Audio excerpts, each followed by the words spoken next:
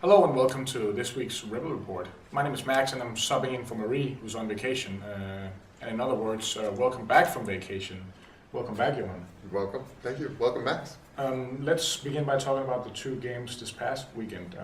Let's begin by talking about the Demons playing against the Swans. Okay. A game that ended, the final score was 33-18 for the Demons, but at halftime the Swans were leading. Yeah.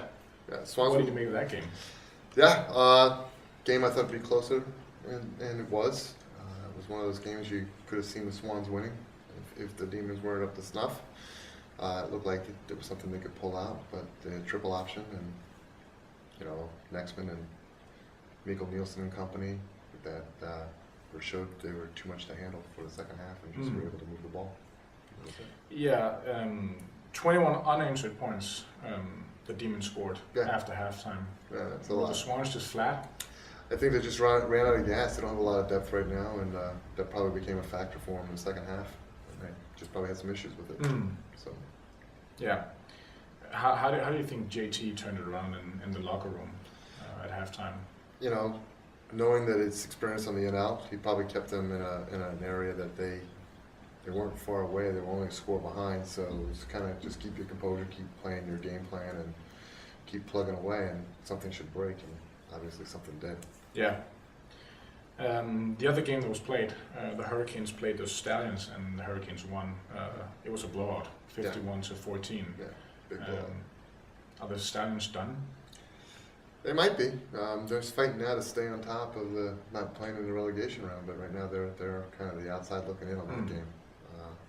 And the Hurricanes, they're slugging along, so they're looking like they're coming out of the break, getting stronger. Yeah. Did you expect the Hurricanes to win by such a big margin? No, not at all. I figured it would be a much closer game, or even the Steins maybe pulling that one out because they have a German import player that's shown a lot of positive things for them. So, that was kind of a surprise what happened there. Yeah, the Stars are not looking good right now. I saw them in the beginning of this season, and they were a tough team. Sure.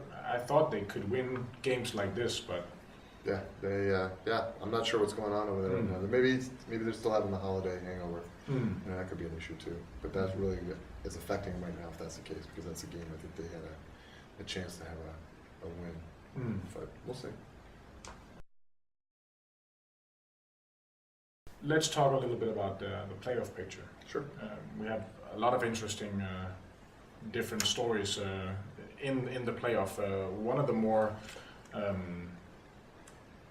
how could you put it? The secure positions is the Towers, 7-0 right now.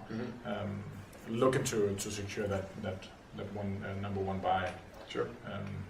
Do you see them being in trouble? They have some tough games, but they have some tough games. But I think they're the team that's been playing the best overall. They've been most dominant on both sides of the ball.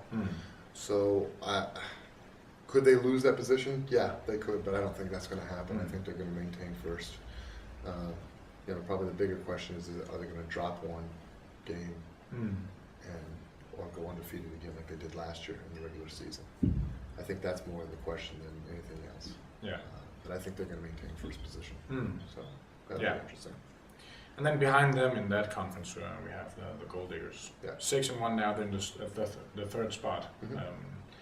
Do you see them? Third spot for the playoffs. Yeah. Maybe they could, steal the first seed or the second seed from the Towers, but sure. A couple things have to happen. The Towers, the Diggers will have to win out, and the Towers will have to drop at least two. So that would be they have one more game against the Gold Diggers, and then they'd have to lose against the Razorbacks. Yeah. So those are the two games they'd have to lose. Yeah. So things could still happen in that conference, even though we expect the Towers to be the first seed. First seed. Yeah. And the last team, fighting for a playoff chance in that conference is the Hurricanes. 3-5 right now. They're in the 7th seed, so they have to win a few games. Right. They need a little help. They need a little help for the Demons are that 6th seed right now, and they're 4-4. The Demons play a tough game. 2 games left for them. They have the Tigers and the Razorbacks. Right. So and they have to, probably have to win one of those games. Right. They'll have to win one, and that's a big thing. If they don't win one, The Hurricanes have a little bit of an easier schedule for them in that way. They have the 89ers and they have the Swans left. And those games, you know, the Hurricanes can win those games. And if they win those games, you're looking at a 5-5 team and a 4-6 team. So that's what'll happen. Yeah. So So if we flip to the other conference, the Demons look good now, but they could be in trouble. they could be in trouble. They could be in trouble. So every game for them they play from here on out is a playoff game. Yeah. They have to win one more to make sure they secure a playoff spot. So, you know, the challenge is up for them. Yeah. And of the 2 games they have left, we're probably looking at them maybe winning the Tigers game, but it's going to be a stretch. Probably, yeah. They're going to be heavily underdogged in the Razorback game. So the Tigers game, when they played early in the year, they got destroyed. So they'll still probably be underdogs in that game too, but we'll have to see. Yeah. Then we have the Tigers and the Rebels in the middle of their conference. Sure. Tigers with a 4-2 record and Rebels with a 5-2 record. Right. The Tigers have a tough schedule. Yeah. Also, because of the game against the Razorbacks, they're going to be playing a midweek game also. Right. So they have a tough schedule. Yeah, that really hurts the Tigers, and that really hurts actually the Razorbacks as well. Both teams are playing 3 games in a course of 7 days. You know, that's a lot. That's a lot of hard playing, a lot of hitting, because those guys aren't your friends when they're on the field against each other. So they're going to go after each other and beat each other up a little bit. And you know, it's not inconceivable that the Tigers, you know, lose at least one of those games. They're going to have some issues on that. Yeah.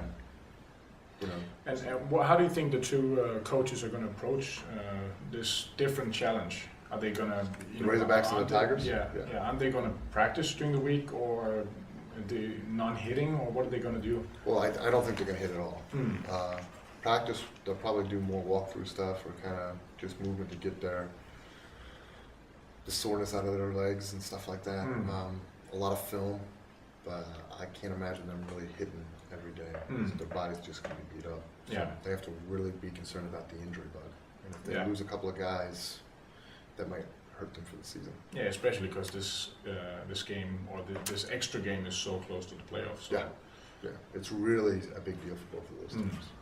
So. And then the last team that we haven't talked about is your team, the Rebels.